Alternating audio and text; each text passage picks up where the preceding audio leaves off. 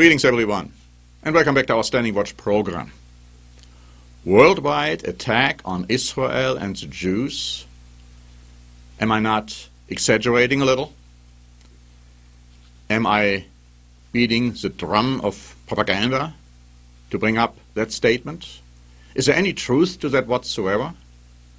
Well, I'm here to tell you there is. There are frightening developments, but these developments are also in line with biblical prophecy, and we must understand that.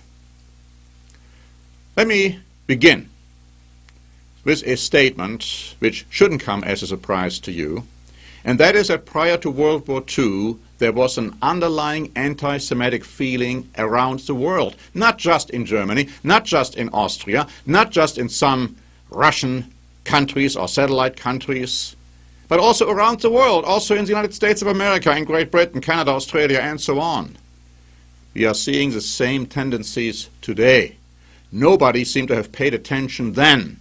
How many are paying attention now? Here's an article by Times of Israel, dated January 27, talking about Iran's President Ahmadinejad. Now you may say, oh, well, this guy, who cares? I mean, he's a madman anyway. But listen closely what this article is saying. He called on the Muslim world to unite to eradicate Zionism, which he called corrupt, uncultured, and murderous. He spoke in Tehran to the 26th International Islamic Unity Conference, which coincided with International Holocaust Remembrance Day. Under the circumstances in which the corrupt, uncultured, and murderous Zionists are occupying and killing oppressed people, we should not sit idly by, he said. Is he a lone voice? Or is he reflecting and understanding an opinion in the Arab world? And sadly, the answer is yes, he does reflect that feeling. You've all heard about President Morsi of Egypt, a guy who is being supported by the Western world, an arch-enemy of Israel. The Spiegel Online wrote on January 28. In mid-January, Western diplomats and politicians saw a man filled with hate for the Zionist entity, the term Islamists use for the Jewish state. An almost 3-year-old video depicts an Islamist, Morsi, who is practically foaming at the mouth as he rants about the Israelis in an interview with an Arab network. Speaking in a deep and firm voice, he calls them bloodsuckers and warmongers and says that there can be no peace. There can be no peace with these descendants of apes and pigs. The article goes on to say that that wasn't apparently the only time when he said those things. He later kind of backpedaled and said, oh, well, you know, I was quoted out of context. Baloney. After all, the current president served as general inspector of the Muslim Brotherhood for years, which put him in charge of the group's online service. That service includes quotes about Israelis and Jews that testify to the same hatred as a lapsus in the video. He also gave a self-promoting interview in 2009. Referring to the Israelis, the current president said, and the article quotes him as saying, they have all the same nature. They are equally shaped by shrewdness, deception, and hate.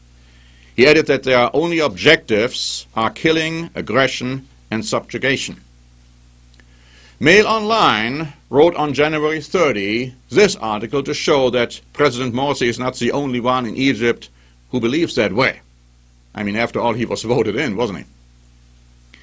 A senior figure close to Egyptian President Morsi provoked outrage today after claiming the Holocaust was a myth invented by the United States. Fatih Shibab Edem, who is responsible for appointing editors of the all-state-run newspapers, claimed the 6 million Jews killed by Hitler had actually been moved to America. And now comes the rationale, absolute madness, but I'm afraid that many who believe in conspiracy theories, not just in the Arab world, will fall for this nonsense. This is what he says.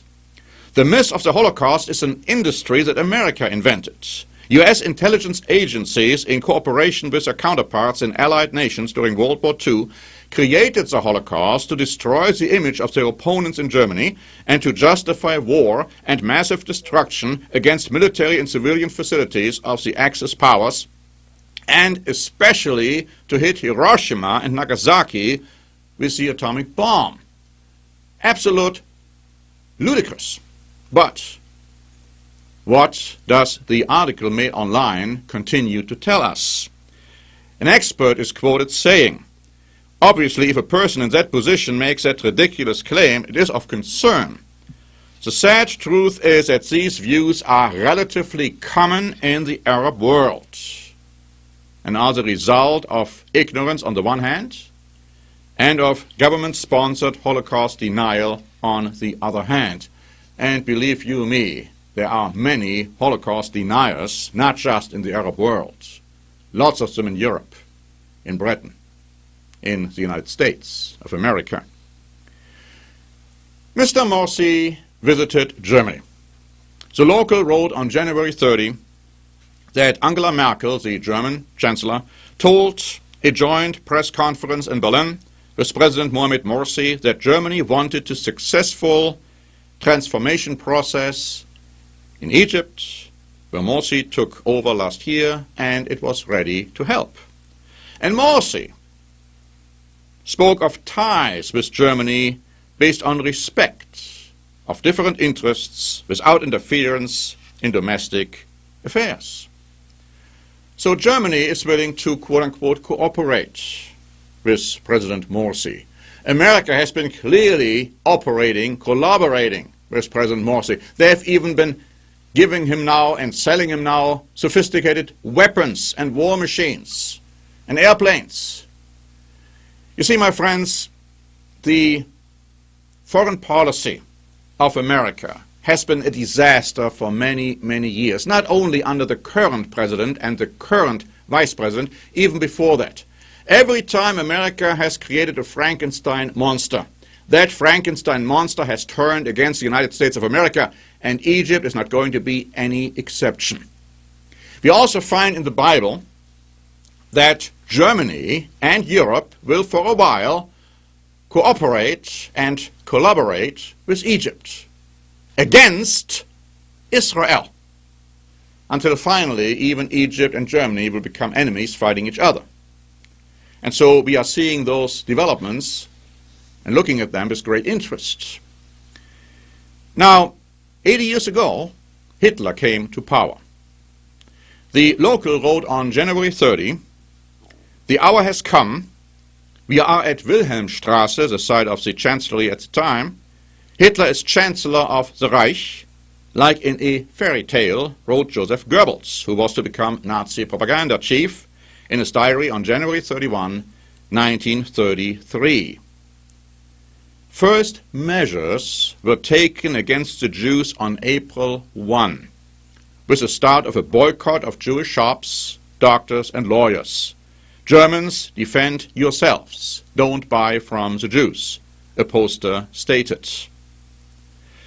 An expert was interviewed in this article, and he said that the arrival of the failed painter from Austria at the helm of power in Germany was an incision in history, although nobody at the time thought he would last.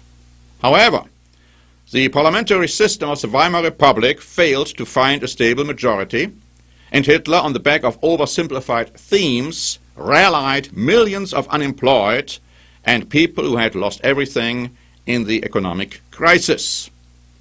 And then it says that the 80th anniversary was sparked, or has sparked, much interest in Germany, a novel that imagines Hitler's return to modern-day Berlin, entitled "He is Back, Er ist wieder da," has become a bestseller here.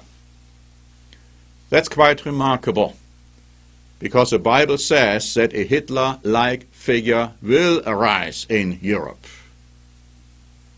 And developments will take place there which are going to be so much worse than what they were in World War II. You might get a glimpse of the true feeling as to what is really going on in Europe.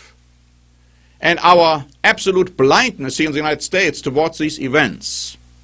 From this article, which was published by Reuters on January 27, about former Prime Minister Silvio Berlusconi of Italy. Now, some say, well, he is a madman too. But the point is, and I want you to listen very carefully and closely, what is being said here in the article. First of all, yes, he triggered outrage from Italy's political left with comments defending fascist wartime leader Benito Mussolini at a ceremony commemorating victims of the Holocaust. Berlusconi said Mussolini had been wrong to follow Nazi Germany's lead in passing anti-Jewish laws, but that he had in other respects been a good leader. It's the same kind of rationale I hear all the time from some Germans telling me, well, Hitler did bad when he persecuted the Jews, but, he was a good leader in other ways. He gave us work, he built the autobahns for us, and so on. Berlusconi said, obviously, the government of that time, out of fear that German power might lead to complete victory, preferred to ally itself with Hitler's Germany rather than opposing it, he said. What a rewrite of history. That's what the Austrians said after World War II. Oh, we were just occupied by Hitler. But they welcomed him with open arms when the Anschluss took place. Berlusconi said, as part of this alliance, there were impositions, including combating and exterminating Jews. The racial laws were the most fault of Mussolini as a leader, who in so many other ways did well. And of course then the backlash was predictable, and so he kind of backpedaled again, as good politicians always do. But Reuters added this. It wasn't the first time Berlusconi has defended Mussolini, whose status in Italy remains deeply ambiguous 67 years after he was executed by communist partisans while trying to flee to Switzerland in April of 1945. Many Italian politicians, including the Speaker of the lower house of Parliament, come from the ranks of the old Italian social movement which grew out of the fascist party. Others have stayed true to what they see as the social right tradition of the fascist movement. Monuments to Mussolini, who came to power in 1922, still dot many Italian cities, including Rome, where a column to Il Duce stands close to the city's main football stadium within a stone's throw of the foreign ministry. And then it goes on to tell us that, of course, Mussolini's government persecuted Jews and many were killed, sent to Auschwitz, where they were murdered. That's frightening, my friends, to see this kind of a reception for Mussolini or for Hitler. Mussolini, who was looked upon as a god by many Italians at the time, and of course Hitler was looked upon as a Führer who was brought to them by fate.